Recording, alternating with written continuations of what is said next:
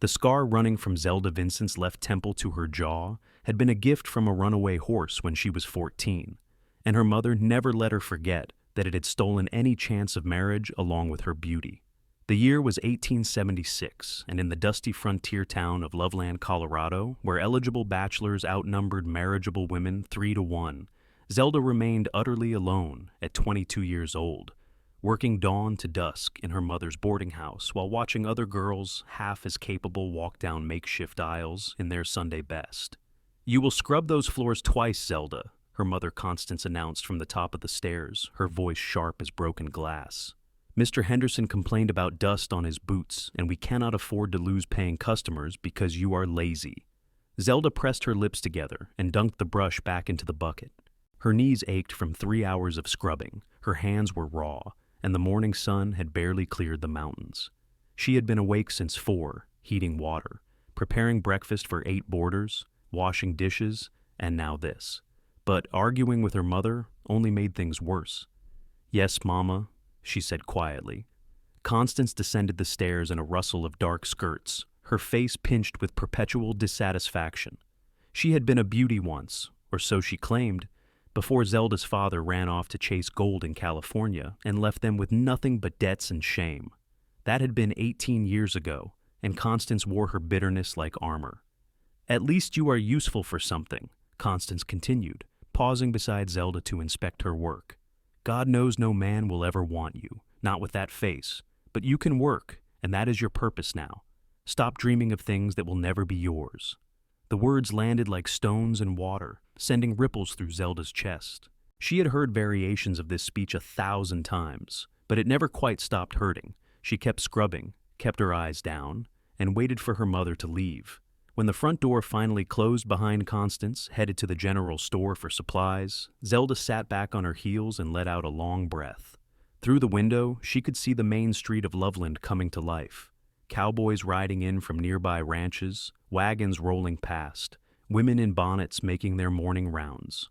Normal people living normal lives, while she remained trapped in these walls, defined entirely by a scar and her mother's cruelty. She finished the floors and moved on to stripping beds in the upstairs rooms. The boarding house had 8 rooms for rent, and they were usually full. Loveland was growing fast, situated as it was near good grazing land and along a tributary of the Big Thompson River. Ranchers, drifters, businessmen, and cowboys passed through regularly, and Constance Vincent ran a respectable establishment with decent food and clean sheets. Zelda was hauling an armload of linens down the back stairs when she heard horses in the rear yard. She paused, frowning. They rarely had visitors at the back entrance. She dumped the linens in the washroom and stepped out onto the small back porch. 3 men sat on horseback near the property line, and they were looking directly at the house. Something in their posture made Zelda's stomach tighten. These were not prospective boarders. One of them pointed toward the house and said something she could not hear, and the others laughed. She stepped back inside and locked the door, her heart racing. It was probably nothing, just men passing through. But she had heard stories about what happened to women alone on the frontier, and her mother would not be back for at least another hour. The morning passed without incident, though Zelda found herself checking the windows more often than usual. By noon, she had convinced herself she had been foolish. She prepared the midday meal, served the boarders who were present, and was cleaning up when her mother returned in a state of high agitation. "There are rough men in town," Constance announced, setting down her basket with more force than necessary. "Drifters, by the look of them. Mr. Patterson at the store said they have been asking about properties, about who lives where, about women." She shot Zelda a sharp look. "You will stay inside. I will not have them seeing you and getting ideas about robbing us." "I saw 3 men outside this morning," Zelda said, "at the back of the property." Constance went pale. "Why did you not say something immediately? What if they were scheming? What if they return? They rode away. I thought—" "You thought nothing as usual. Honestly, Zelda, you are 22 years old and still as foolish as a child." Constance wrung her hands, pacing the kitchen. "We are 2 women alone. We are vulnerable. I should speak to Sheriff Coleman, but he will just tell me to keep the doors locked and not to worry. Useless man." The afternoon stretched tense and quiet. Zelda worked through her chores with one ear always listening for trouble. The boarders came and went, oblivious to the women's unease. By evening, Zelda's shoulders ached with tension. She was in the kitchen preparing supper when she heard the front door open. Assuming it was one of the boarders, she called out, "Supper will be ready in 20 minutes. "That smells mighty fine, miss." The voice was unfamiliar, and Zelda froze. She turned slowly to find a man standing in the kitchen doorway. He was tall and lean, with several days of stubble and cold eyes that swept over her with frank appraisal. She recognized him as one of the three from that morning. "We do not have any rooms available," Zelda said, fighting to keep her voice steady. "You will need to try the hotel on Main Street." "Did not come for a room," the man said, stepping into the kitchen. "Came to make you a business proposition. My mother handles all business matters. She will return shortly." This was a lie.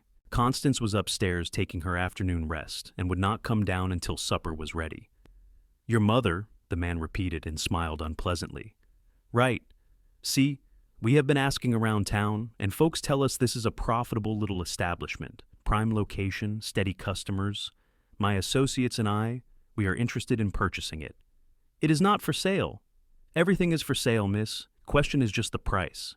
He moved closer, and Zelda backed up until she hit the counter. "Now, we can do this friendly-like, or we can make things difficult. Your choice." Zelda's hand found the handle of the cast-iron skillet behind her. "Get out of my house." The man's expression hardened. "That is no way to conduct business." "The lady asked you to leave." The new voice came from behind the intruder, and everyone froze. Zelda craned her neck to see past the man and glimpsed another figure in the hallway, but backlit by the afternoon sun through the front windows, she could not make out details.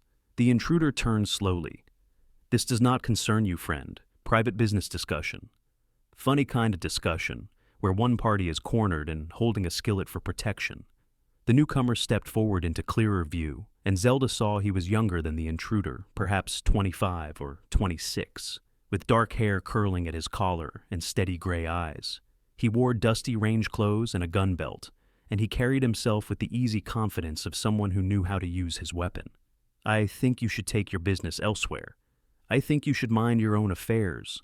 The intruder's hand drifted toward his own gun.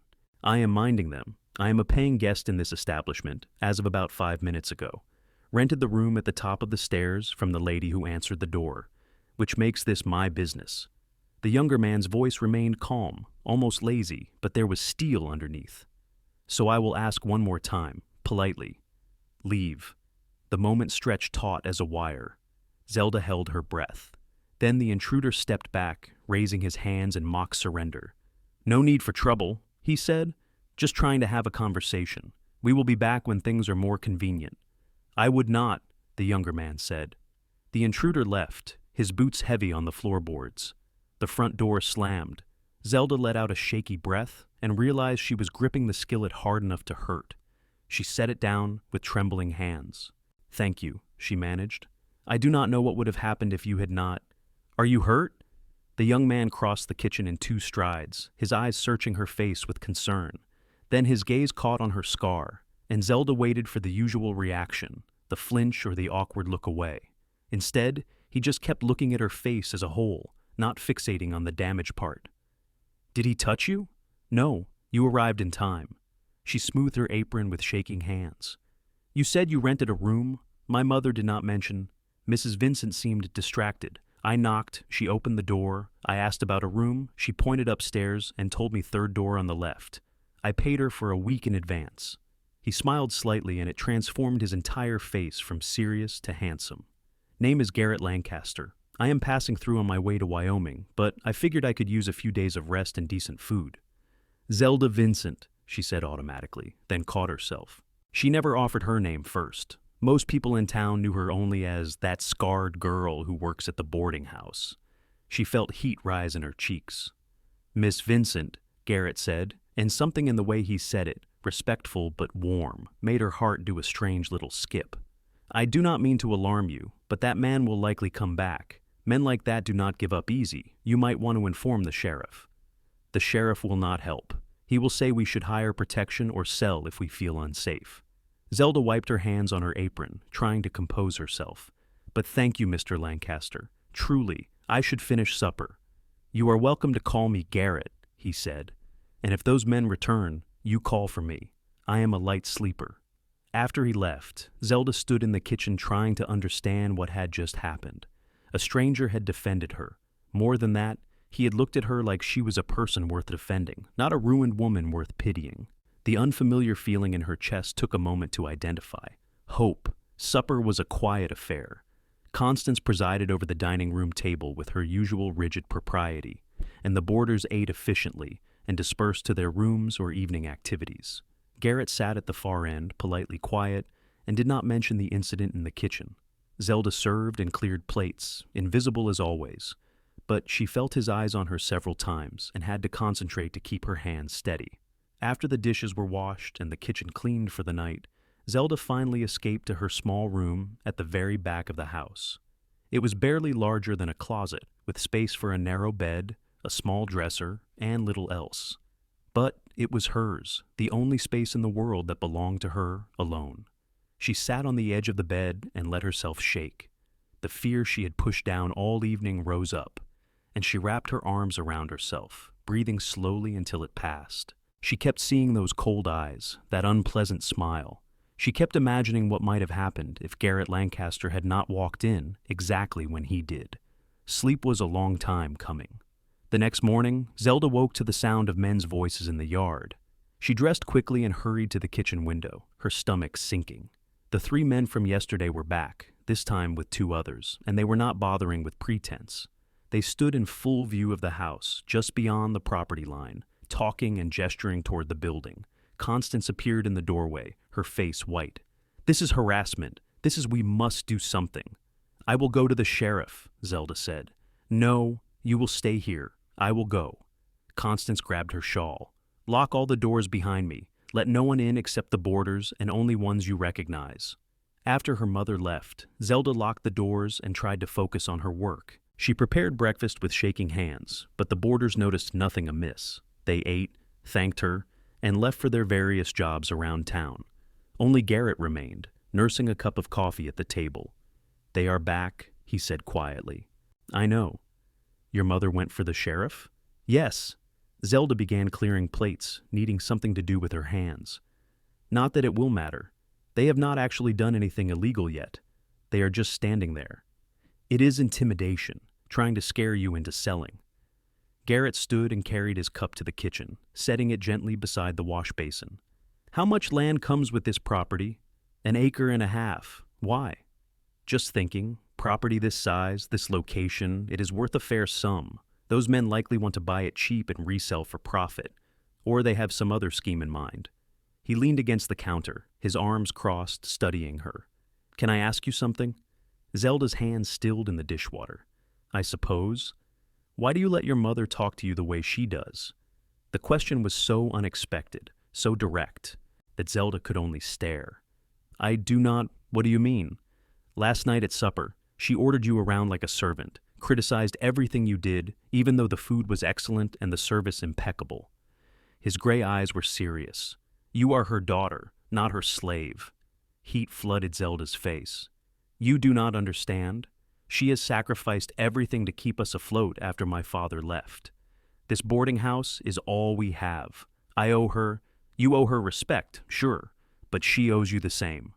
Garrett pushed off the counter. "I am sorry. I am overstepping.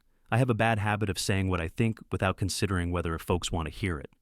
"It is fine," Zelda said, though her voice came out strained. "You are entitled to your opinion." He looked like he wanted to say more, but footsteps on the front porch announced Constance's return. Garrett nodded to Zelda and slipped out of the kitchen, heading upstairs. Zelda dried her hands and went to unlock the front door. Constance swept in, the sheriff trailing behind her with obvious reluctance. Sheriff Coleman was a tired-looking man in his 50s who had been appointed to the position mainly because no one else wanted it. He was competent enough with petty crimes and disputes, but anything requiring real courage or initiative was beyond him. "Now, Mrs. Vincent," he was saying, "I understand your concern, but as I explained, those men are not breaking any laws by standing on public property. If they make threats or attempt to enter your home without permission, that is different, but I cannot arrest men for standing in the street." "They are not in the street, they are in my yard," Constance snapped. "The property line is not clearly marked, madam. They claim they are on public access land." "That is nonsense, and you know it." Sheriff Coleman sighed. I will talk to them, ask them to move along. But, Mrs. Vincent, if you feel genuinely unsafe, you might consider their offer. There are other properties in town. This is my home, my business. I will not be driven out by thugs. But even as Constance said it, Zelda heard the fear underneath. After the sheriff left, presumably to have his useless conversation with the men outside, Constance sank into a chair in the parlor. She suddenly looked old, and for a moment, Zelda felt a pang of sympathy. Her mother was difficult, cruel even, but she was also a woman alone, trying to survive in a world designed to crush women without male protection. Perhaps we should consider selling, Zelda said quietly. If they are offering a fair price, and go where? Do what? Constance shook her head. No, they will not win. I will not allow it. The standoff continued for 3 more days. The men appeared each morning and stayed for hours, a constant threatening presence.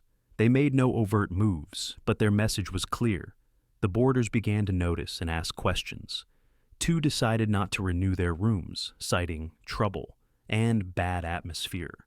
Constance grew more pinched and anxious, snapping at Zelda over increasingly trivial matters. Through it all, Garrett remained. He should have left after 2 days, but he extended his stay, claiming he was waiting for a business contact who had been delayed. Zelda suspected the truth, that he was staying because he knew they needed help, but she said nothing. His presence was a comfort she had no right to ask for, but desperately needed. On the 4th evening, as Zelda was sweeping the front porch, Garrett joined her. The men had finally dispersed for the day, but their presence lingered like smoke. "This cannot continue," he said without preamble. "I know. Those men will escalate. They are trying to force your hand, and when patience fails, they will try intimidation. Real intimidation." He took the broom from her hands, set it aside, and turned her to face him. "Listen to me. I know some people in town. I can make inquiries, find out who those men are, what they really want. But you need to be prepared for the possibility that this ends badly. What do you suggest we do? We cannot sell. We have nowhere to go. We cannot fight. We are 2 women alone." Zelda heard the despair in her own voice and hated it. "We are trapped." "You are not alone," Garrett said firmly. "You have me. You are a border passing through. You do not owe us anything. Maybe I want to help anyway." He paused, and something shifted in his expression, became more intent. "Maybe I have reasons beyond simple decency." Zelda's breath caught. What reasons? Before he could answer, the sound of breaking glass shattered the evening quiet. They both spun toward the house. Another crash, and another. Someone was throwing rocks through the windows. Garrett moved fast. He drew his gun and vaulted the porch railing, running toward the side of the house where the noise originated. Zelda rushed inside to find Constance standing in the parlor amid shattered glass, her hands pressed to her mouth. "They were hiding in the trees," Constance whispered. "I saw them running away." Zelda crunched across broken glass to her mother's side. "Are you hurt?" "No, but Zelda, we cannot." For the first time in Zelda's memory, her mother looked genuinely broken. "What are we going to do?" Before Zelda could answer, Garrett returned through the front door. His face was grim. "They were gone by the time I reached the street, but I found this tied to one of the rocks." He held out a crumpled piece of paper. Zelda took it with trembling fingers and read the scrawled message aloud. "Sell or suffer. Final warning." Constance made a small, wounded sound. Zelda folded the note carefully, her mind racing. Fear and anger warred in her chest, but underneath both was a growing sense of resolve. She was tired of being afraid, tired of being helpless, tired of being the scarred, worthless daughter who existed only to serve. "We need help," Zelda said. "Real help, not Sheriff Coleman's useless platitudes." "Who can we possibly turn to?" Constance asked bitterly. "We have no family, no powerful friends. We are nothing in this town." "There is someone," Garrett said slowly. "A rancher about 10 miles north of here. Name is William Thornton. He is one of the biggest landowners in the area, and he has a reputation for fairness and for not tolerating bullies. If I explain the situation, he might be willing to intervene." "Why would he help us?" Constance demanded. "He does not know us. He knows me. I worked on his ranch 2 summers ago, before I moved north to Montana. He is a good man." Garrett looked at Zelda. "I will ride out first thing tomorrow, talk to him. In the meantime, we board up these windows and stay vigilant." They worked until late into the night, nailing boards over the broken windows and cleaning up glass. The other boarders, alarmed by the violence, gathered in the parlor to discuss options. 2 more announced they would be leaving in the morning. Zelda could see her mother's dreams crumbling with each departure, but there was nothing to be done. Who wanted to stay in a boarding house under siege? Exhausted, Zelda finally retreated to her room near midnight. She had just pulled on her nightgown when a soft knock came at her door. She opened it to find Garrett standing in the dim hallway, his expression troubled. "I am sorry," he said quietly. "I wanted to check that you were all right. Today was difficult. I am managing." But even as she said it, tears pressed at the backs of her eyes. She blinked them away furiously. "Thank you for your help, for everything. I do not know what we would have done without you." "Zelda," he said, and the gentleness in his voice nearly undid her. "You do not have to be strong every moment. It is all right to be scared." That simple permission broke something in her. The tears came, hot and fast, and she pressed her hands to her face, mortified. Garrett made a soft sound of sympathy and, after a moment's hesitation, pulled her into his arms. She went rigid with shock, then slowly relaxed against him, letting herself take comfort for the first time in years. "I am terrified," she whispered into his shirt, "not just of those men, but of what comes after. If we lose the boarding house, we lose everything. My mother will blame me somehow, and maybe she will be right. Maybe I am cursed. Maybe—" "Stop." Garrett pulled back just enough to look at her face. His hands were gentle on her shoulders. "You are not cursed. You are brave and capable, and you have survived years of cruelty from a woman who should have protected you instead of tearing you down. None of this is your fault. You do not understand. My mother is right. Your mother is wrong." His hands moved to cup her face, his thumbs careful near her scar. "She is wrong about you, Zelda. You are worth so much more than you have been allowed to believe." He was standing so close, looking at her with such intensity, and Zelda felt something shift in her chest. This was not pity. This was not duty. This was something else entirely, something that made her heart race and her breath shallow. "Garrett," she started, but she did not know how to finish. "I will fix this," he promised. "I will ride to Thornton's ranch at dawn, and I will fix this. Just hold on a little longer." He left her there in the doorway, her heart pounding, her mind reeling. She touched her face where his hands had been and felt something dangerous blooming beneath her ribs. Hope, longing, the beginning of something she had been told she could never have.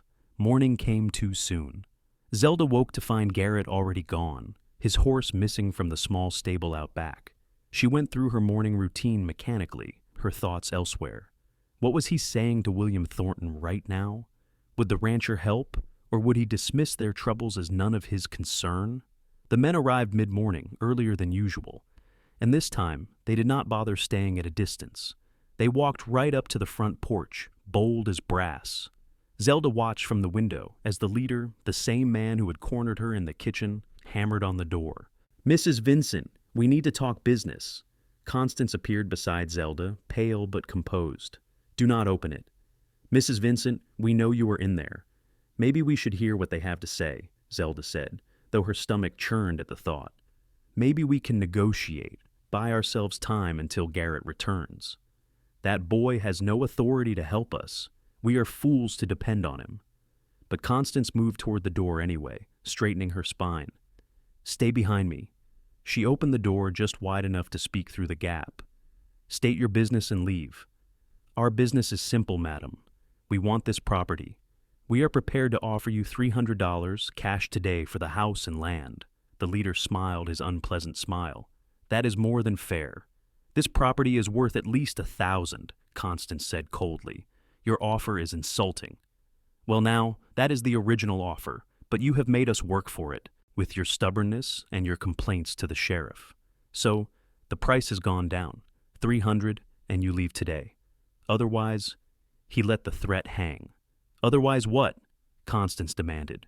"You will terrorize 2 defenseless women? You will destroy our home? What kind of men are you?" "The kind who get what they want." The leader pushed the door wider, forcing Constance back. "The kind who do not like waiting." Zelda grabbed her mother's arm, pulling her further into the house. "Get out! You are trespassing." "Trespassing!" The leader laughed and stepped fully inside, his associates following. "Sweetheart, we are done playing nice. You will sign over this property today, or things will get very unpleasant." One of the other men grabbed Constance's arm. She cried out, and Zelda lunged forward without thinking. "Let her go!" She swung wildly, her fist connecting with the man's jaw.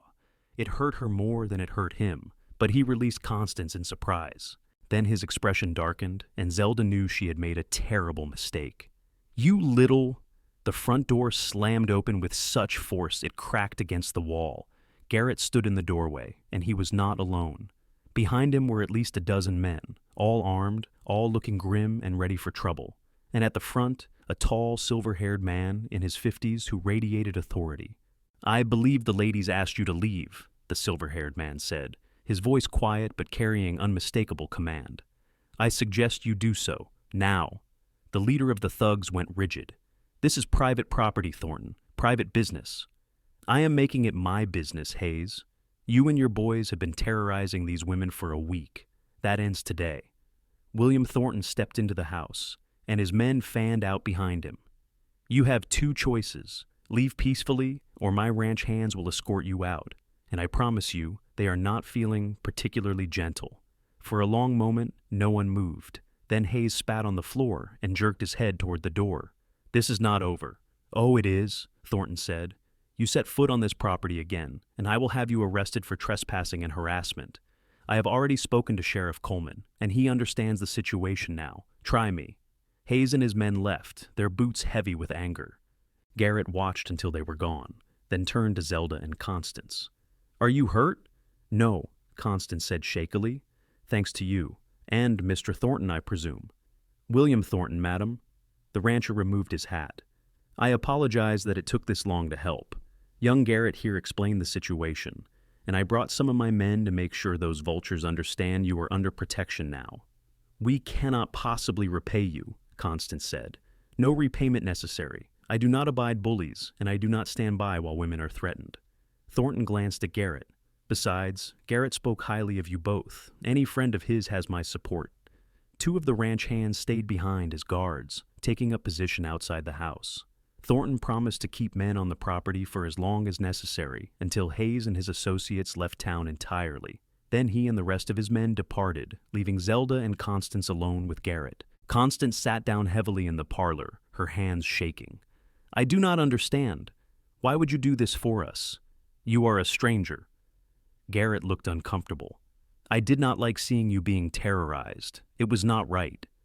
"There is more to it than that." Constance's sharp eyes fixed on him. "You have been here a week when you said you were only passing through for a day or two. You risked yourself standing up to those men. You rode 10 miles to get help from a rancher you have not seen in years." She looked between Garrett and Zelda, and understanding dawned on her face. "I see." Zelda felt heat flood her cheeks. "Mama, it is not—" "Do not lie to me, girl. I have eyes." Constance stood abruptly. "Mr. Lancaster, I would like to speak with you, privately. Zelda, go upstairs." "Mama, please, there is nothing—" "Upstairs now."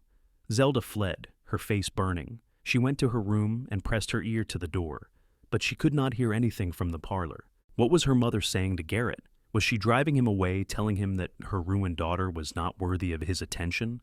The thought made Zelda feel sick. 20 minutes passed. 30. Zelda paced her tiny room like a caged animal. Finally, she heard footsteps on the stairs and cracked open her door. Garrett was heading to his room, his expression unreadable. "Garrett," she called softly. He turned, and when he saw her, his face softened. "It is all right. Your mother and I had a talk, that is all." "What did she say?"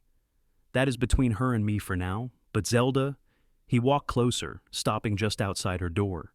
"Can we talk? Really talk? Not here, somewhere private?" Her heart hammered. "Where?"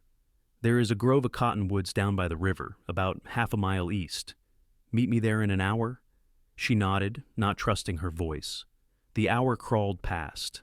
Zelda changed her dress, then changed it again, then told herself she was being ridiculous. She was not going to some grand social event. She was meeting a man by the river to talk, except her hands kept shaking, and her reflection in the small mirror showed eyes bright with nervous anticipation. She slipped out the back door, while her mother was occupied with the remaining boarders. The walk to the river was familiar. She had come here sometimes on her rare free afternoons, seeking solitude and the peace of running water. The cottonwoods formed a natural canopy, their leaves whispering in the breeze. Garrett was already there, standing near the water's edge. He turned when he heard her approach, and the expression on his face took her breath away. It was open, vulnerable, filled with something that looked dangerously like longing. "Thank you for coming," he said. "Of course. You said we needed to talk." Zelda twisted her hands together. "What did my mother say to you?" "She asked me what my intentions were toward you." Garrett smiled slightly. She was very direct about it. Horror washed over Zelda. "I am so sorry. She had no right." "She had every right. She is your mother." He took a step closer. "And I told her the truth. I told her that I have been half in love with you since the moment you stood in that kitchen, holding a skillet like a weapon, fierce and scared and brave all at once." The world tilted. Zelda stared at him, unable to process the words. "What?" "I know it is fast. I know it seems impossible. I have only known you a week." Garrett ran a hand through his hair, suddenly looking nervous. "But I have met a lot of people in my life, Zelda, and I have never met anyone like you. You are strong and kind despite everything you have endured. You are beautiful." "Do not," Zelda said sharply, taking a step back. "Do not lie to me. I know what I am. I know what I look like." "You are beautiful," Garrett repeated firmly. "That scar does not change that. It is part of your face, part of your story, but it does not define you.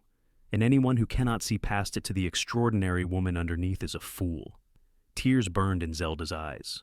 "My mother said no man would ever want me. She has said it for 8 years. Every day she reminds me that I am ruined, that I am lucky to have work because marriage is impossible, that I should be grateful for. Your mother is wrong." Garrett closed the distance between them and took her hands in his. "She is wrong, Zelda. You are wanted, you are valued, and if you will have me, I want to spend the rest of my life proving that to you." Zelda's breath caught. "What are you saying?" "I am saying—" He dropped to one knee right there in the grass, still holding her hands, looking up at her with those steady gray eyes. "I am saying, I want to marry you. I know it is sudden. I know you barely know me, but I can give you a life away from your mother's cruelty, a home where you are cherished, a future where—" "Yes," Zelda said. Garrett stopped mid-sentence. "What?" "Yes, I will marry you. Yes." The words tumbled out in a rush, and Zelda was shaking but also laughing because it was impossible and terrifying and absolutely right. "Yes, Garrett, yes!" He surged to his feet and pulled her into his arms, lifting her clear off the ground. She clung to him, her heart soaring. When he set her down, his hands framed her face and he kissed her, gentle and sweet and full of promise. Zelda's first kiss. She had thought this would never happen. And now it was. And it was perfect. When they finally broke apart, both breathing hard, Garrett rested his forehead against hers. "I will make you happy. I swear it." "You already have," Zelda whispered. They walked back to the boarding house, hand in hand, and Zelda felt like she was floating. Everything had changed in the space of an hour. She had a future now. She had someone who saw her, truly saw her, and wanted her anyway. Constance was waiting in the parlor when they entered, her expression inscrutable. Garrett cleared his throat. "Mrs. Vincent, I have asked Zelda to marry me, and she has accepted. I would like your blessing, though I understand if—" "You have it," Constance said flatly. Zelda blinked. "What? You have my blessing?" Mr. Lancaster has explained his circumstances. He owns a ranch in Wyoming, inherited from his uncle. He is established and capable. He can provide for you. Constance looked at Zelda, and for just a moment, something like regret flickered in her eyes. "This is a better future than I can give you. You should take it." It was not a warm endorsement, but from Constance it was remarkable. Zelda felt tears prick her eyes again. "Thank you, Mama." Constance nodded stiffly and turned away. "I assume you will want to marry quickly and leave for Wyoming before winter sets in." "Within the month, if that is acceptable," Garrett said. "I have business to wrap up here, and I want to make sure you are settled and safe before we go." "I can manage. I have managed for 18 years. I will continue managing." Constance's voice was brittle. "Zelda, start packing your things, Mr. Lancaster. You will make the arrangements for the wedding." Over the next 3 weeks, Loveland transformed around them. Thornton's men kept watch on the boarding house for several days, until Hayes and his associates were spotted leaving town. Apparently, Thornton's intervention had convinced them to seek easier prey elsewhere. The threat was over. The boarding house slowly returned to normal. New boarders arrived to replace those who had left. Constance threw herself into work with renewed vigor, perhaps trying not to think about losing her daughter. And Zelda existed in a state of nervous joy, preparing for a future she had never dared imagine. Garrett proved himself a man of his word. He arranged for the wedding at the small church in town, kept the ceremony simple and respectful. He bought Zelda a dress of soft blue cotton, the nicest thing she had ever owned. He spoke to the pastor, filed the necessary papers, handled all the details with quiet efficiency. He also told her about his life, about the ranch in Wyoming. It was called the Double L, after the Lancaster family name. His uncle had died the previous year and left the property to Garrett, his only living relative. It was not a huge spread, just 200 acres and a modest house, but it was profitable and growing. Garrett raised horses, bred them, and trained them for sale. It was good work, he said, honest work, and there was room to expand. "I will not lie and say it will be easy," he told her one evening as they sat on the porch watching the sunset. "Ranch life is hard. The winters are brutal. The work is constant. But it is ours, Zelda. A place where you can be yourself, where no one will judge you or diminish you." "I am not afraid of hard work," Zelda said. "I have been working hard my whole life. The difference is I will finally be working for myself. For us." He took her hand, threading his fingers through hers. "For us," he repeated, and kissed her knuckles. The wedding day arrived with unseasonable warmth, the late September sun bright and clear. Zelda stood in her small room for the last time, dressed in her new blue dress with her hair carefully pinned, and looked at her reflection. The scar was still there, would always be there.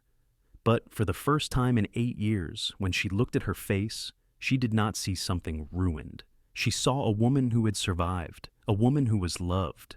The ceremony was simple and brief, attended by a handful of townspeople and the remaining boarders.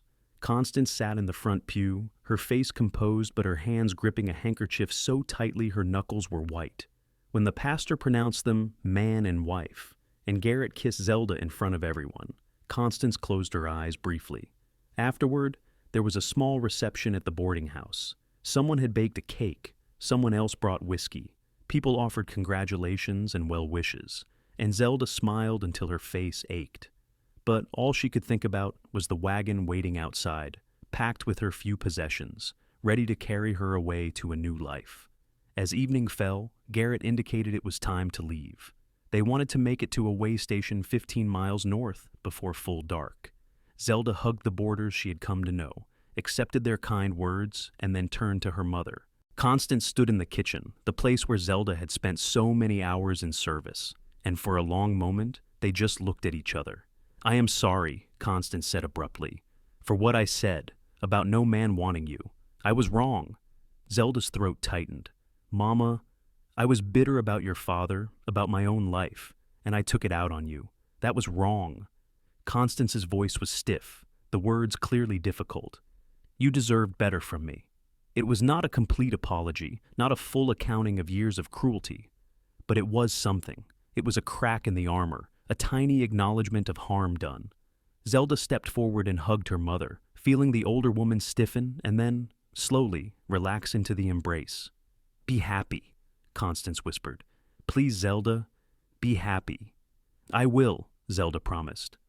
Then Garrett was helping her into the wagon, and they were rolling out of Loveland as the sun set in streaks of orange and gold. Zelda looked back once at the boarding house, at her mother standing small and alone on the porch, and felt a complicated wash of sorrow and relief.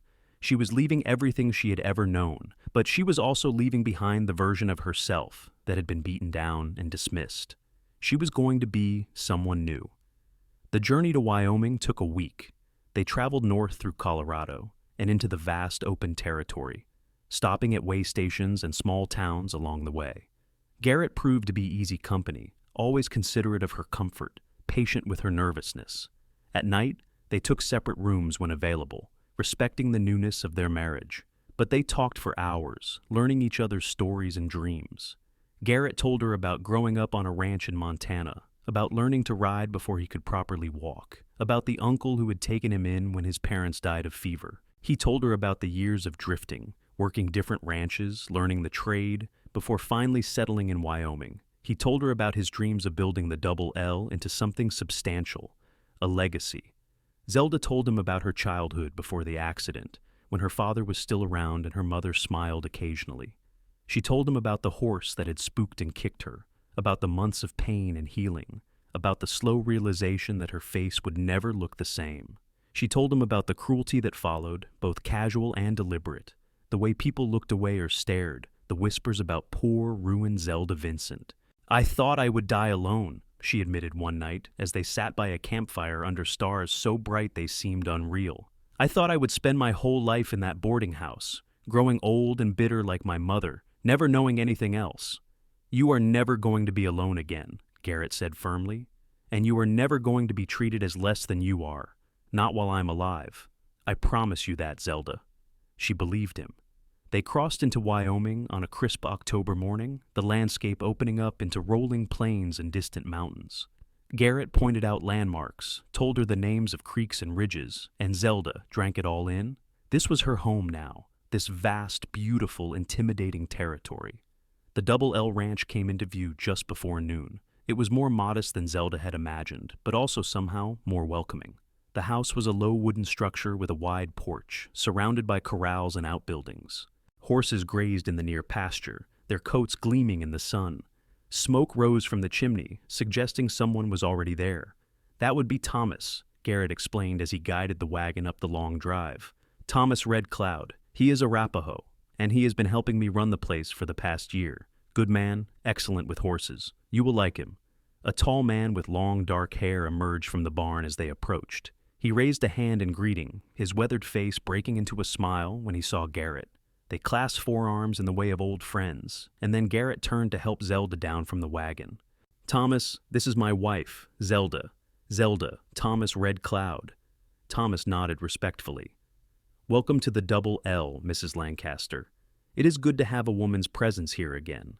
The place has been too much about horses and not enough about comfort." Zelda smiled, charmed by his directness. "Thank you. I look forward to making it a proper home." Over the next few days, Zelda explored her new domain. The house was sparsely furnished but solidly built, with a main room that served as kitchen and living area, 2 bedrooms, and a root cellar. There was a well with good water, a vegetable garden gone to seed, and a chicken coop with a few bedraggled hens that looked like they needed attention. Zelda threw herself into the work of homemaking. She cleaned the house top to bottom, made curtains from fabric Garrett bought in the nearest town, replanted the garden with late-season vegetables. She coaxed the chickens into better production and began baking bread in the cast-iron stove. She learned the rhythms of ranch life, the early mornings and long days, the constant demands of animals and weather, the satisfaction of physical work well done. Garrett watched her with something like wonder. "You are thriving here," he said one evening, as they sat on the porch watching the sunset paint the sky. "I am free here," Zelda corrected. "That makes all the difference."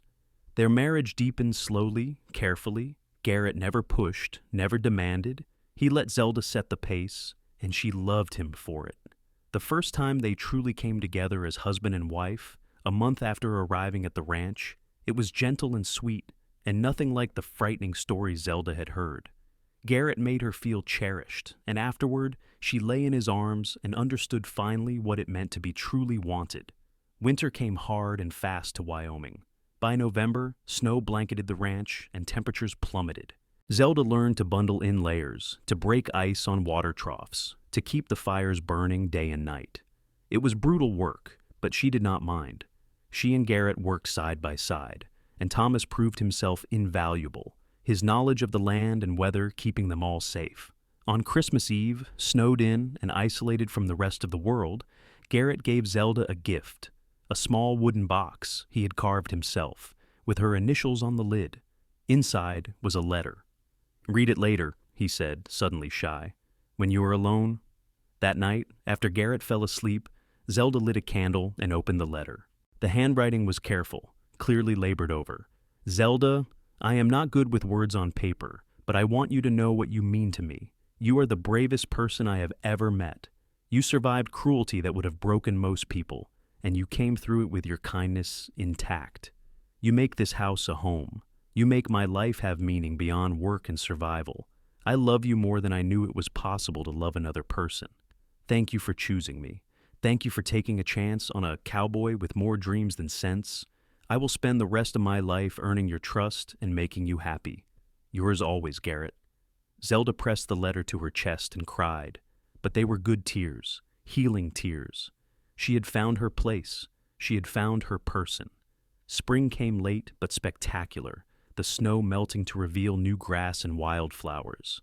The ranch stirred back to life, and Garrett began the work of expanding the herd. He bought several new mares and a young stallion with good bloodlines, planning to breed horses that would be sought after throughout the territory. In April, Zelda realized she had missed her monthly courses. By May, there was no doubt. She was pregnant. She told Garrett one evening as they were tending the garden together. He dropped his hoe, stared at her for a long moment, and then let out a whoop of joy that scattered the chickens. He picked her up and spun her around, and Zelda laughed until she was breathless. "We are going to have a baby," he kept saying, like he could not quite believe it. "We are going to be parents." "Are you happy?" Zelda asked, suddenly nervous. "Happy? Zelda, there are no words." He cupped her face in his hands, his thumbs tracing her cheekbones, and kissed her so tenderly it made her eyes sting. "You have given me everything I never knew I needed." The pregnancy was not easy. Zelda suffered from nausea in the early months and exhaustion throughout. But she had Garrett's unwavering support and Thomas's quiet kindness, and she had the knowledge that her child would be born into love, not shame or bitterness. In late December, as snow fell soft and thick outside, Zelda went into labor. Thomas rode for the midwife from the nearest ranch, 10 miles away, while Garrett stayed by Zelda's side. It was long and painful and terrifying, but when the midwife finally placed a squalling, red-faced baby boy in Zelda's arms, none of that mattered. "He is perfect," Garrett whispered, his voice choked with emotion. "Zelda, he is perfect." They named him James, after Garrett's father. He had a shock of dark hair and gray eyes like his father, and from the beginning, he was loud and demanding and absolutely adored. Garrett proved to be a doting father, constantly holding the baby, talking to him, showing him around the ranch as if a newborn could understand property boundaries. Zelda recovered slowly, her body exhausted but her heart fuller than she had known possible. She watched Garrett with their son and fell in love with him all over again. This man who had defended her, married her, built a life with her, was now cradling their child with such gentleness it made her chest ache. The years unfolded in a rhythm of work and love and growth. The ranch prospered. Garrett's horses gained a reputation for quality, and buyers came from as far as Montana and Colorado to purchase Double L stock. They hired 2 more hands to help with the expanding work, and Thomas became not just an employee but family, a trusted friend who shared their table and their triumphs. James grew into a bright, energetic toddler, and when he was 2, Zelda discovered she was pregnant again. This time, it was a girl, born on a warm June morning, with the windows open and birdsong filling the house. They named her Charlotte, and she was quieter than her brother, more thoughtful, with Zelda's brown eyes and a tiny birthmark on her shoulder. When Charlotte was 3 months old, a letter arrived from Colorado. Zelda recognized her mother's handwriting and opened it with trembling hands. Constance wrote that she had sold the boarding house and was moving to Denver to live with a cousin. She was getting older, she wrote, and the work had become too much. She hoped Zelda was well. She hoped Zelda's children would know their grandmother, even from a distance. It was not a warm letter, but it was not cruel either. It was the best Constance could manage, and Zelda decided that was enough. She wrote back with news of the ranch and the children, and over the following years, she and her mother exchanged occasional letters. They would never have a close relationship, but they had achieved something like peace. More years passed. James learned to ride almost before he could walk, a natural horseman like his father. Charlotte preferred books and quieter pursuits, often found in the garden with her sketch pad, drawing the flowers and horses. They were different children, but both were loved fiercely and raised with the understanding that they were valued for who they were, not what they looked like or how well they conformed to expectations. When Zelda was 29, Garrett surprised her with a trip. Thomas agreed to watch the children and the ranch for a week, and Garrett took Zelda to Denver. They stayed in a hotel, ate in restaurants, and attended a theater performance. It was a brief glimpse of a different life, but Zelda found she preferred the ranch, the wide open spaces, the honest work. On their last night in Denver, as they walked back to the hotel under gaslight, Garrett stopped and turned to her. "Are you happy?" he asked. "Truly happy? I know ranch life is not easy. I know you gave up a lot when you married me." Zelda looked at him, this man who had seen past her scar to the woman underneath, who had given her freedom and love and a family. "I gave up nothing and gained everything," she said. "Garrett, I wake up every morning grateful for you, for our children, for the life we have built. I have never been happier." He kissed her there on the street, not caring who saw, and Zelda felt the same flutter in her chest that she had felt years ago by the river. Some things never faded. They returned to the ranch to find the children healthy and the operation running smoothly. Life resumed its patterns. More horses were bred and sold. The house was expanded to add another bedroom. Thomas married a woman from town, a widow with 2 children of her own, and built a cabin on the far edge of the property. The Double L became not just a ranch, but a community, a place where people looked out for each other. When Zelda was 33, another letter arrived from Colorado. This one was from Constance's cousin, informing Zelda that her mother had passed quietly in her sleep. The funeral had already occurred. Constance had left a small sum of money and a short letter for Zelda. The letter was brief. "Zelda, I was not a good mother. I know that now, but I want you to know that I was proud of you, even if I never said it. You became more than I ever was. You were stronger. I am sorry for the pain I caused. Be happy. Be kind to your children. Do better than I did. Mother." Zelda cried for the relationship they never had, for the mother Constance might have been in different circumstances. But she also felt closure. Her mother's last words had been an apology and a blessing, and that was more than Zelda had ever expected to receive. She used the inheritance money to buy more land for the ranch and to set up education funds for James and Charlotte. Constance would have approved of the practicality, Zelda thought. The children grew into young adults. James at 18 was tall and capable, ready to take on more responsibility at the ranch. Charlotte at 16 was artistic and thoughtful, talking about becoming a teacher. They were good people, raised with love and discipline in equal measure, and Zelda was fiercely proud of them.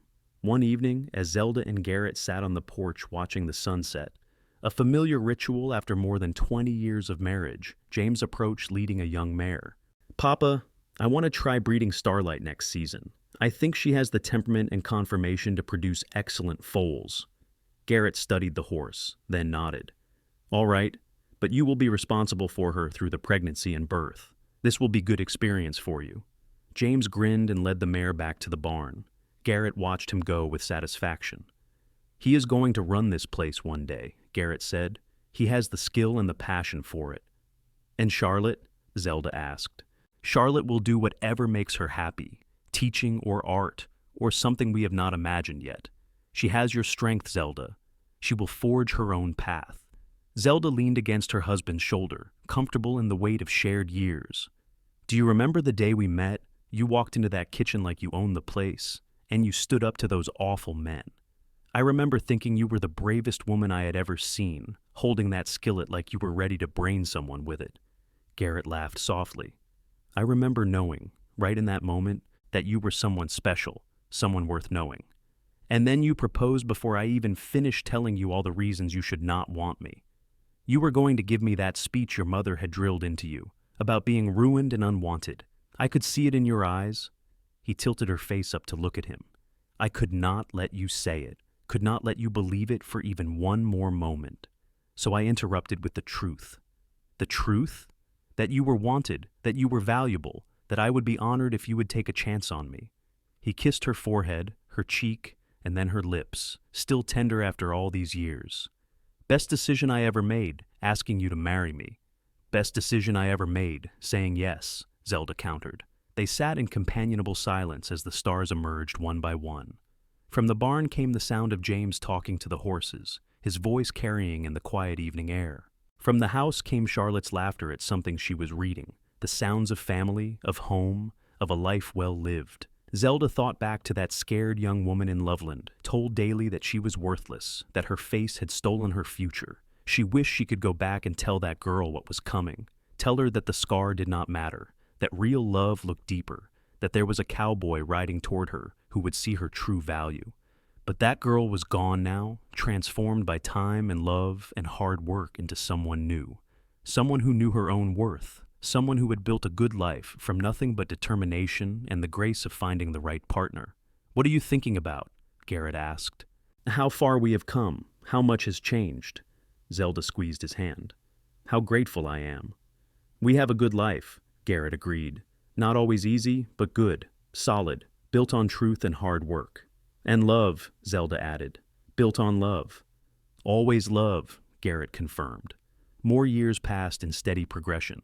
James took on greater responsibility at the ranch, and at 22, he married a girl from town, a rancher's daughter named Sarah, who was as practical and hardworking as he was. They built a house on the eastern section of the property and started their own family, giving Zelda and Garrett grandchildren to spoil. Charlotte went to Denver for teacher training and returned 2 years later with a teaching certificate and a quiet determination to improve education in rural Wyoming. She took a position at the school 15 miles away and boarded with a family during the week, coming home on weekends. At 21, she fell in love with a surveyor passing through, a thoughtful man named David who appreciated her artistic nature. They married in a small ceremony at the ranch with wildflowers and homemade food, and Charlotte in a simple white dress she had sewn herself. Zelda watched her children build their own lives and felt the deep satisfaction of a job well done. She and Garrett had raised good people who knew how to work hard and love deeply. What more could parents hope for? Thomas and his wife had also built a family on the Double L, and their children grew up alongside James and Charlotte, learning the ranch together, forming bonds that would last lifetimes. The Double L was not just a business now. It was a legacy, a community, a place where multiple families thrived together. On Zelda's 40th birthday, Garrett gave her another gift. This time, it was a portrait he had commissioned from an artist in town. It showed Zelda standing on the porch of their home, the mountains in the background, her face turned slightly to catch the light. The artist had not hidden her scar, but had not emphasized it either. It was simply part of her face, part of her story, neither ignored nor featured. "You are beautiful," Garrett said, as Zelda stared at the portrait with tears in her eyes. "I wanted you to see yourself the way I see you, the way everyone who loves you sees you." Zelda looked at the portrait and saw a woman who had survived, who had thrived, who had built something meaningful. She saw strength in the line of her jaw, kindness in her eyes, peace in her expression. She saw herself, truly, for the first time. "Thank you," she whispered, "for everything, for seeing me when I was invisible, for defending me when I was defenseless, for loving me when I thought I was unlovable." "Always," Garrett said simply. "Until my last breath, Zelda. You were the best thing that ever happened to me." They hung the portrait in the main room of the house, and it became a centerpiece of their home. Visitors commented on it, on the woman who looked so serene and confident. Zelda never told them about the scared young woman in Loveland who had scrubbed floors and endured daily cruelty. That woman was part of her past, but she did not define her present. As Zelda moved into her 40s and then her 50s, she watched the ranch continue to grow and evolve. James expanded the horse breeding operation and added cattle, diversifying their income.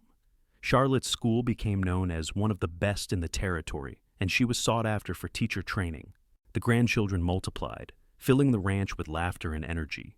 Garrett aged gracefully beside her, his dark hair going silver, his face creasing with lines earned from years of squinting into the sun. But his eyes were still the same steady gray that had looked at her with such conviction on the day they met, and his hands were still gentle when they touched her. They celebrated their 25th wedding anniversary with a large gathering at the ranch. Family and friends came from all over the territory, filling the expanded house and spilling out into the yard. There was music and dancing and food in abundance. At one point, Garrett pulled Zelda aside to a quiet corner. 25 years, he marveled. "It has gone so fast."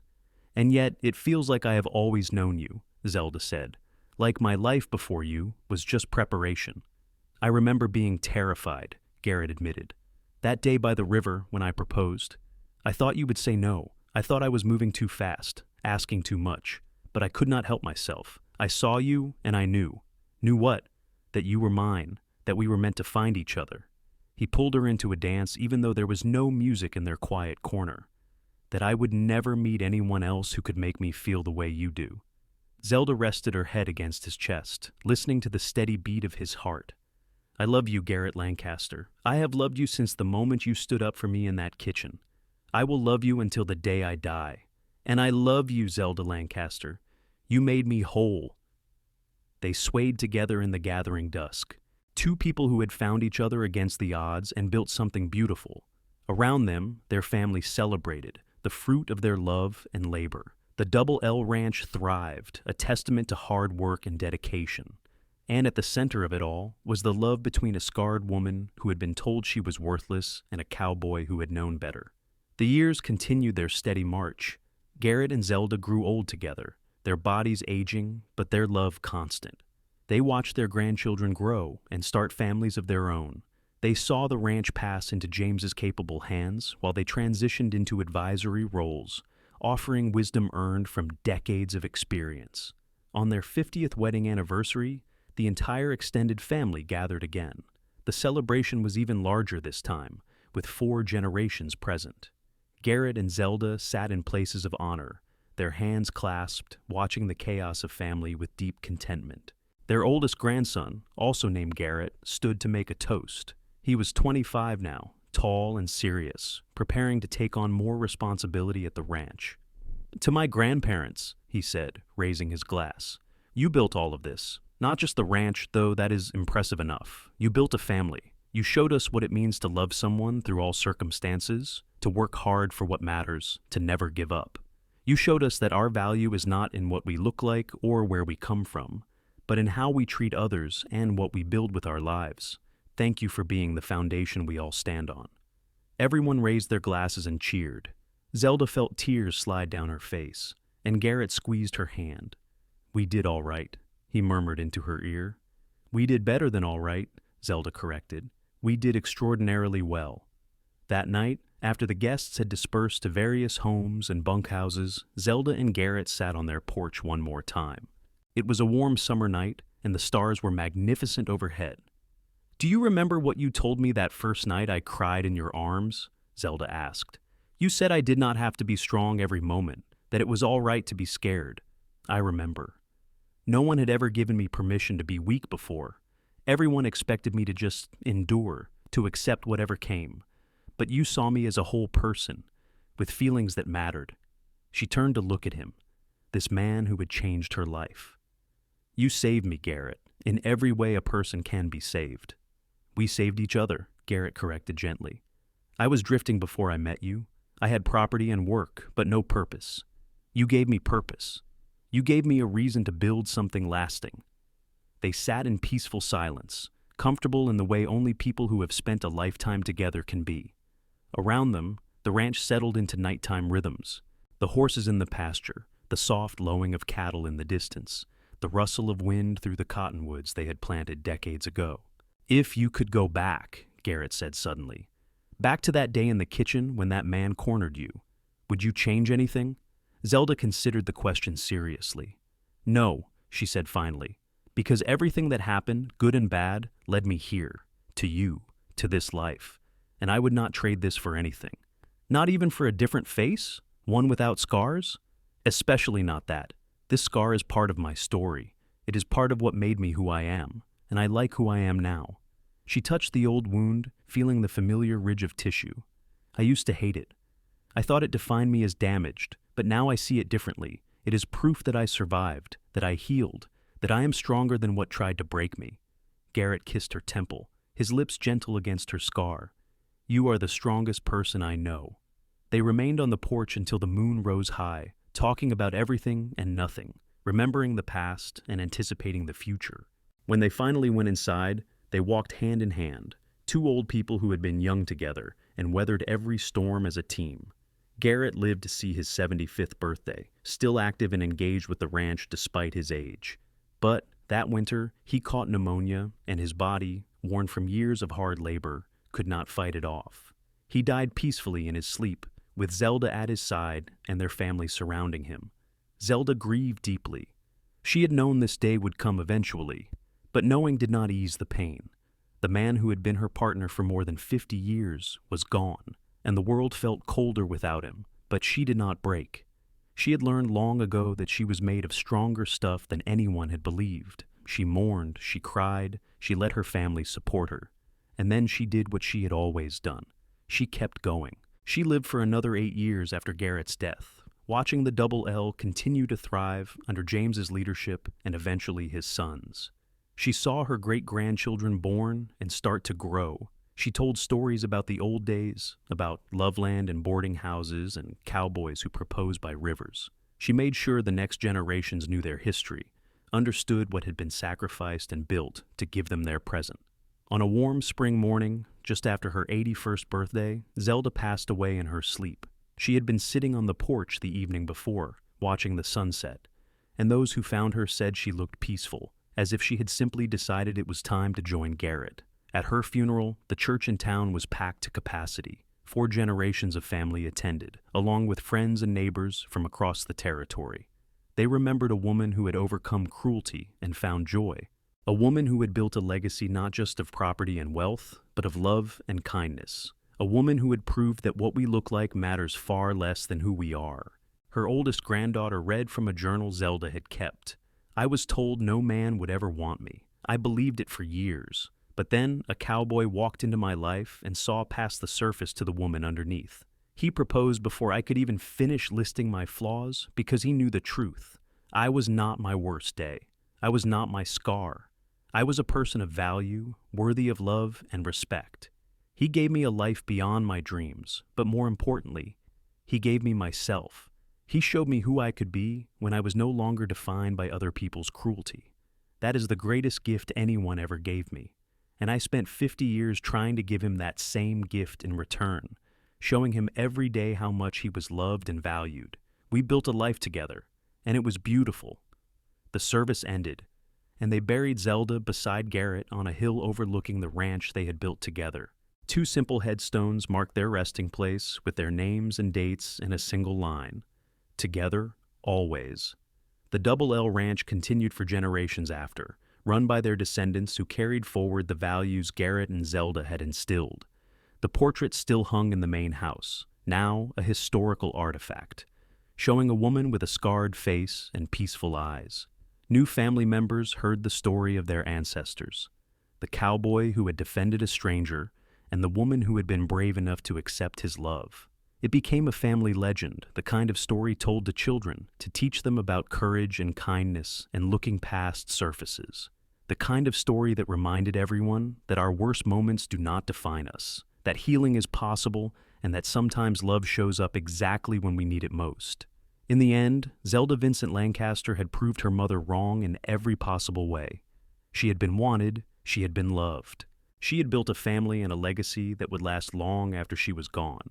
And she had done it all not despite her scar, but as a whole person who refused to be diminished by anyone's low expectations. The woman who had scrubbed floors in a boarding house, told daily she was worthless, had become the foundation of a ranching dynasty and the matriarch of a large, loving family. The cowboy who had proposed by a river had given her the space to become herself, and together they had created something that would outlast them both. It was a love story for the ages, set against the wild backdrop of the American West. A story of healing and hope, of finding love in unexpected places, of building a life from nothing but determination and devotion. A story that proved beauty is far more than skin deep, and that the bravest thing anyone can do is give someone else the chance to love them. And long after both Garrett and Zelda were gone, their story lived on, whispered around campfires and dinner tables, told to new generations who needed to hear that it is never too late, that love can find us in our darkest moments, and that sometimes the person who saves us is the one willing to see us as we truly are. The Double L Ranch still stands, a testament to 2 people who refused to accept the limitations others tried to place on them. And on quiet evenings, when the wind whispers through the cottonwoods and the sun sets over the mountains, you can almost see them there on the porch, an old couple holding hands, their love as constant as the land they made their own.